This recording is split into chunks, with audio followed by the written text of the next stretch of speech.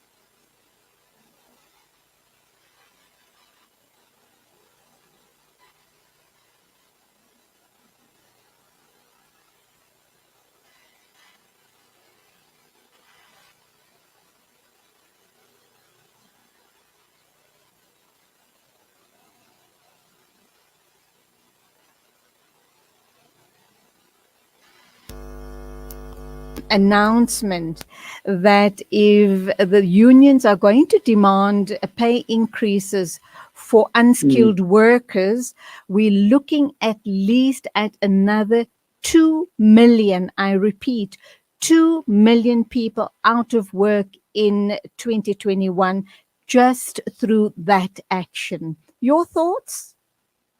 Look, I think there's two factors we need to consider. One is, yes, these employees have been marginalized always. They have I think on the UIF and WCC, they need to be covered. They should be covered. And I think it's already law that they had to be covered. In terms of loss of jobs, yes, the impact will come. However, I think I ask you, Ebrahim, I ask you this question in light of the fact that I know the type of work you guys are involved in, and it's about creating and getting young people to think out of the box and make things happen for them, create their own opportunities. So it is the type of things you and your team would be looking at all the time. Look, we're not involved in, legislation. But no, not legislation. Yes. I mean, we're about creating entrepreneurs. And obviously, it's more about business. These are economic issues. And yes, it does impact on us individually. It impacts on business. It impacts on everyone. Because in South Africa, every person is an employer who has someone helping at home. Absolutely, so yes, the impact is there. But you spoke about something and, you said party there, but I need to, you said about learning. Yeah. And one thing we need is, William Pollard said, learning and innovation go hand in hand. The arrogance of success is to think what you did yesterday will be sufficient tomorrow. And that is the important thing going forward for our entrepreneurs, is that what you know now is not sufficient even for today. You've got to be continually innovating. You've got to be continually interrogating the business world of new innovations, whether you're sourcing product, whatever you're doing, you've got to be on top and you've got to be relevant. So for entrepreneurs out there, my advice is you've got to be relevant and you've got to know what you're doing. But I think in showcasing YBA, we appeal to everyone that look, there's exciting prizes, there's great mentorship being available to entrepreneurs. Our intention is to open it up wider, reach more areas of the country, reach diverse communities, and to be able to see who are the entrepreneurs that are making a difference. So we encourage entrepreneurs out there to please enter this competition. The entries are open, closes on the 19th of January. We do reserve the right to change those dates, dependent on what happens. But, it's really, really interesting as to what we're going to see. And I think for we don't realize that during COVID, a lot new entrepreneurs were created as well, Auntie Julie. But by the same token, Ebrahim, sadly, very sadly, lots of small businesses, lots of SMEs had to shut shop. How do those people, they really possibly so depressed by their current situation or what has happened to them. They've taken huge knocks. How do people in that kind of mind frame, reinvent?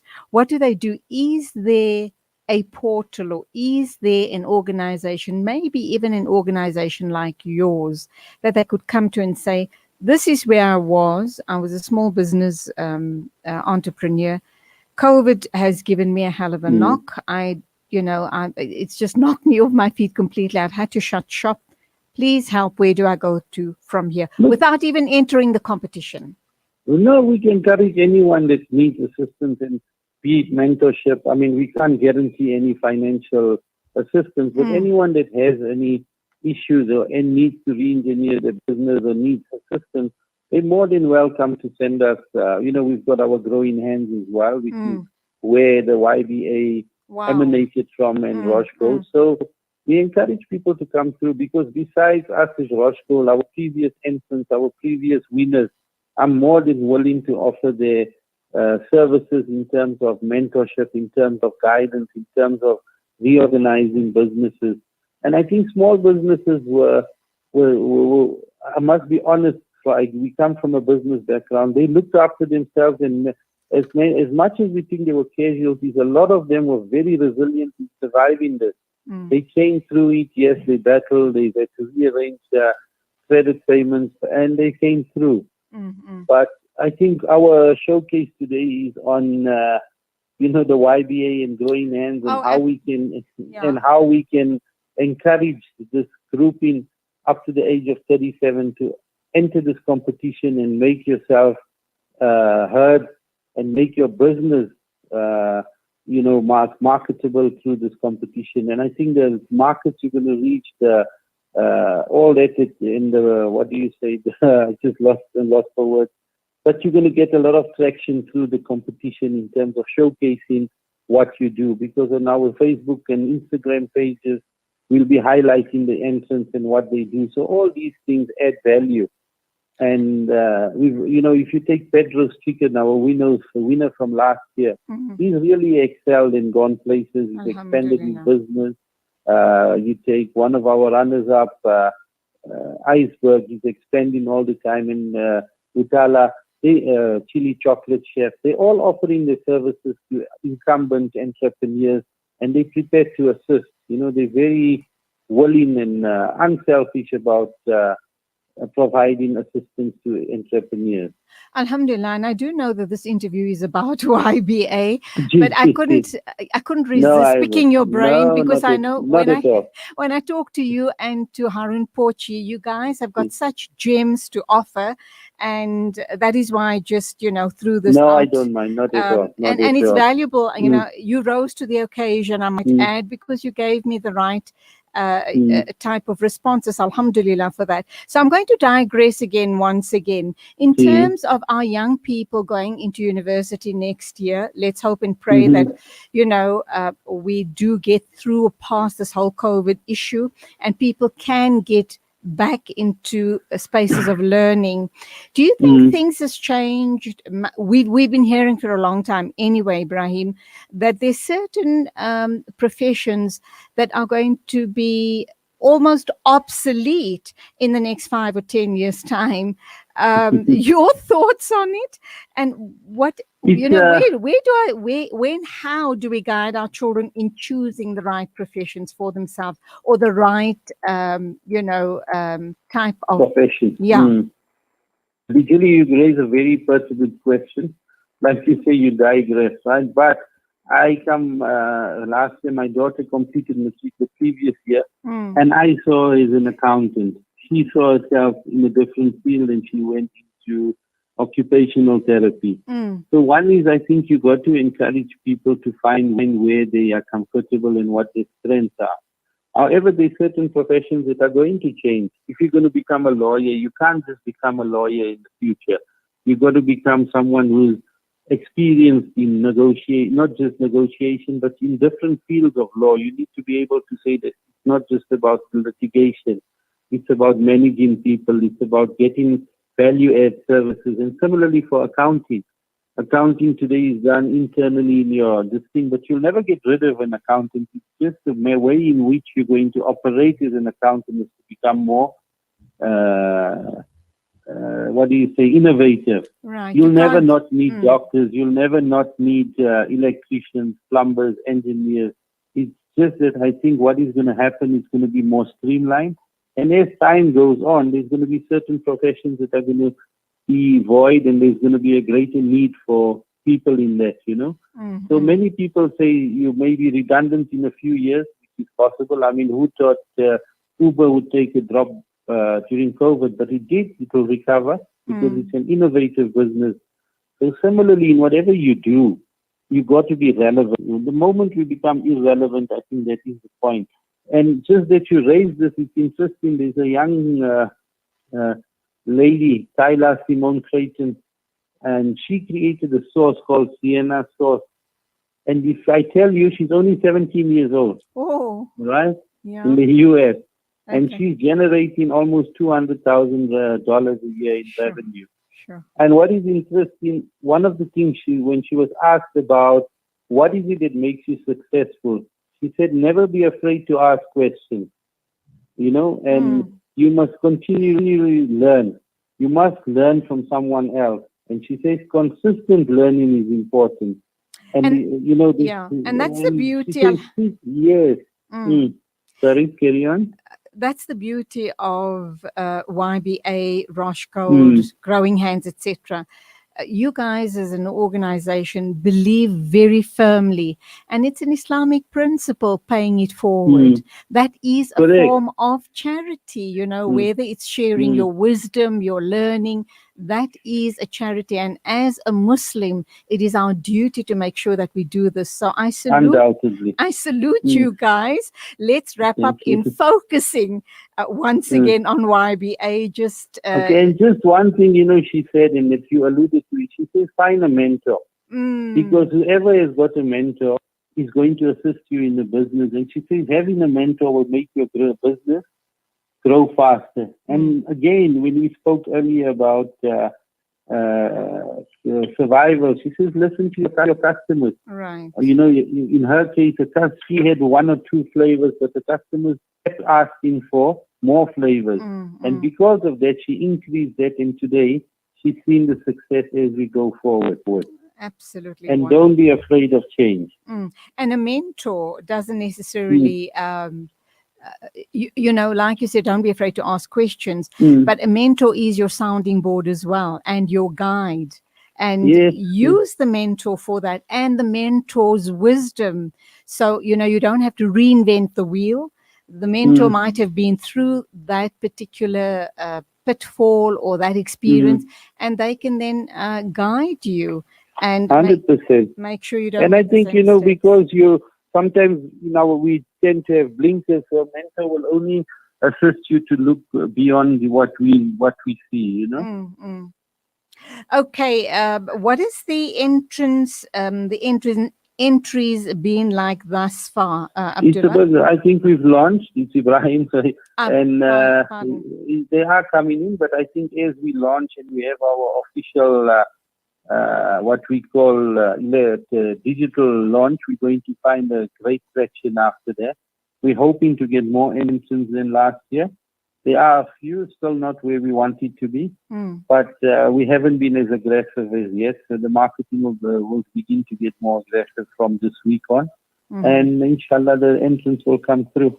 Alhamdulillah. We look forward to that. We'll probably touch sides with you again in the new year just to hear what's happening and really give you guys a push in the right direction, or rather entrepreneurs a push in the right direction. And just as a last word, we want to thank Salam Media for always assisting and giving us the press coverage. It's a help. And I think my parting word to all entrepreneurs out there is what Henry Ford said. He says a business that makes nothing but money is a poor business. And that is so relevant to our deen as well. Absolutely. Because it's not just about making money, it's about empowering, it's about creating people, it's about charity, it's all about those things. So I believe that through entrepreneurship, you can grow and you can touch many hearts. Inshallah, Ameen. May Allah subhanahu wa ta'ala reward you all for your efforts. My best salams to Harun and Shakira and everybody else and the rest of the team. Assalamu alaikum to you. Alaikum salam. Salam. This is the Mid-Morning Talk with Julia Alli. Osman's Taj Mahal Spice and Rice. For over 80 years, Osman's Taj Mahal have been perfecting the art of the perfect blend of spices, pure, aromatic, and well-seasoned. Spices to tantalize your taste buds. From creative cuisines to gastronomical gourmet goodies. From exotic odors to traditional dishes, Osman's Taj Mahal